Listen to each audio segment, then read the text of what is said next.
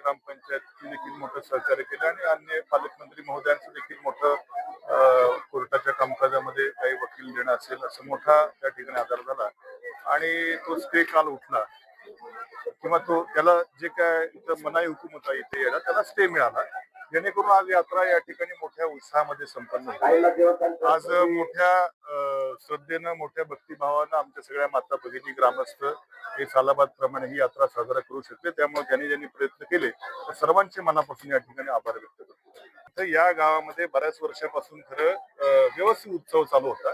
गेल्या काही वर्षापासून त्याला जे गालबोट लागलेलं आहे, माझी एवढंच म्हणणं आहे की योग्य तो कायदा करून, आता सरकार जर हिंदूंच्या विचाराचं सरकार आहे त्यामुळे इथं लवकरात लवकर योग्य त्या याच्यामध्ये एक गाव दोन तुकडे करावेत आणि इथं आमच्या सर्व हिंदू बांधवांना योग्य पद्धतीने कुठल्याही दबावमुक्त या ठिकाणी दरवर्षी हा उत्सव साजरा करता यावा अशी काहीतरी त्या ठिकाणी व्यवस्था होणं गरजेचं. कारण एवढा पोलीस बंदोबस्त कशाला पाहिजे, एवढा काय विषय काय. त्यामुळे योग्य तो पटकन त्या ठिकाणी निर्णय होऊन कायदेशीर जर झाला तर कुठल्याही दबावाशिवाय या ठिकाणी ग्रामस्थांना यात्रा साजरी करता येईल, आपलं धर्माचं त्या ठिकाणी आचार चालन पालन करता येईल अशी आमची दरवर्षी सालाबाद प्रमाणे ओम चैतन्य कानिफनाथ महाराज यांचा यात्रा उत्सव आपल्या गोवा गावामध्ये साजरा अतिशय उत्साहात आणि भाविकांच्या मोठ्या संख्येने होत असतो.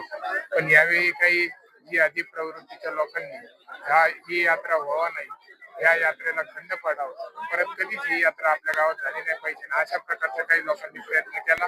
त्याच्यात वक्फ बोर्डामध्ये गेले, वक्फ बोर्डांनी यात्रेवर स्टे आणून दिलं, यात्रेवर स्टे आणायचं काम केलं होतं. पण काल काही लोक आपल्या गावातील ग्रामस्थ काही दिवसांपूर्वी माझ्याकडे आले, या गोष्टीची चर्चा केली. मी आपले पालकमंत्री राधाकृष्ण विखे पाटील साहेब यांच्याशी बोललो आणि नामदार साहेबांनी आपले मुख्यमंत्री देवेंद्र फडणवीस साहेब यांच्याशी चर्चा करून हायकोर्टातून आपल्याला अर्जंटमध्ये काल रात्रीच हा स्टे उठला आणि आपल्या यात्रेला परवानगी दिली आहे.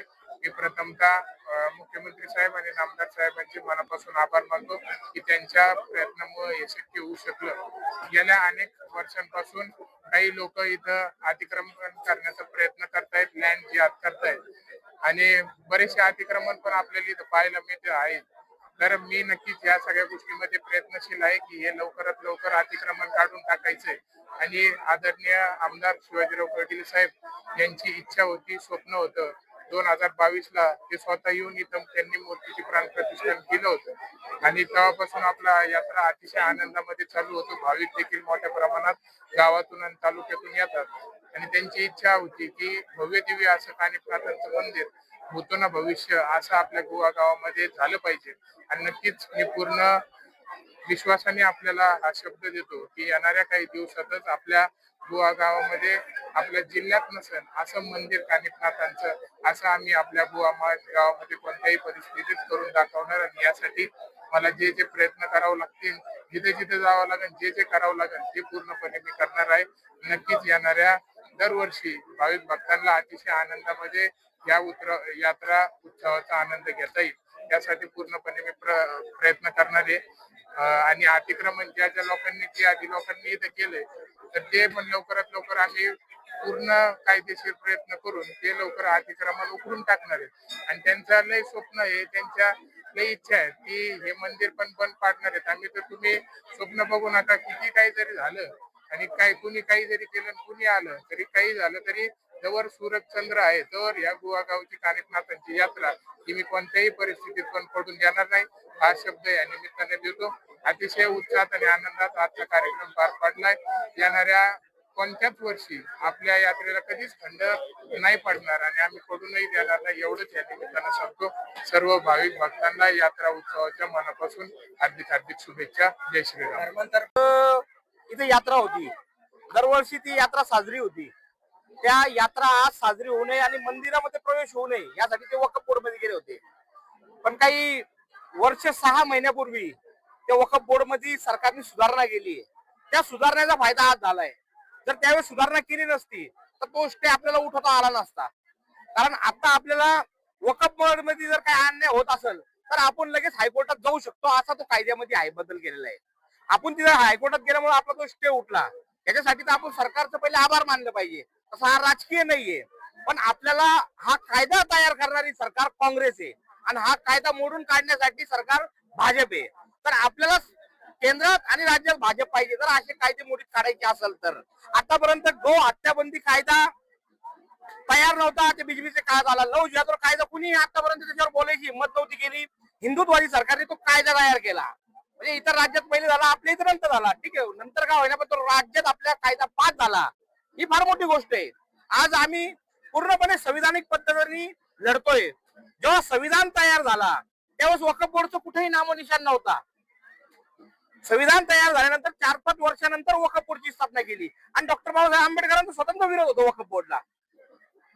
तो संविधानच्या विरोधात तो वक्फ बोर्ड आहे, म्हणून आम्ही तो वक्फ बोर्ड मानत नाही. आणि जर हे संविधानचा अपमान करून असं वागत असेल तर काही काळासाठी आम्ही संविधानची माफी मागून आमच्या पद्धतीने आणि आमच्या धर्माच्या पद्धतीने हा कायदा मोडीत काढून आमच्या पद्धतीने इथं आम्ही ताबा घेऊ. कारण 2005 पर्यंत आमच्या कानिपनाथ देवस्थानचीच इथं त्या उतार्यावर नाव होतं. एक जिहादी तलचीदार त्यावेळेस इथं आला आणि त्या तलचीदारने गच्चूप आमचं गाव भोळं भावळं होतं, सगळे एका मंदिरात येत आहे म्हणून त्यांनी त्याच्यावर दुर्लक्षित केलं. दुर्लक्षित केल्यानंतर या लोकांनी गच्चूप 2005 ला त्या आमच्या कानिपनाथ देवस्थानला हजरत उर्फ रमजान शाह बाबा अशी नोंद लावली. म्हणून यांनी गद्दारी केली. तर आम्ही जिथं जिथं जातो तिथं सांगतो की या लोकांना आपल्या मंदिरात प्रवेश तर लांबची गोष्ट झाली. आता मडीचं जसं आपण बघितलं, मडीमध्ये त्या परिसरामध्ये यांना दुकान लावायची सुद्धा परवानगी नाहीये. का बरं आम्ही सांगितलं, कारण आम्ही इतिहास पाहून शिकतोय. ज्या ज्या ठिकाणी तुम्ही आपण यांना सर्व धर्म समभाव म्हणून त्या मंदिरात एंट्री दिली त्या मंदिरावर यांनी कब्जे केले. असे नगर जिल्ह्यामध्ये 16 नाथांचे मंदिर आहे आणि 265 एकर जमीन या लोकांच्या ताब्यात आहे. अशीच त्यासाठी यांना मंदिराच्या परिसरामध्ये पण कुठलीही दुकान लावून दिली नाही पाहिजे. यांना मंदिरात आपल्या प्रवेश दिला नाही पाहिजे. जर यांना प्रवेश करायचा असेल तर आमच्या विधिवंत त्यांनी धर्म सोडून, मुस्लिम धर्म सोडून हिंदू धर्मात या आणि आमची पूजा, तुम्हाला जी काही पूजा अर्चना करायची ती करा.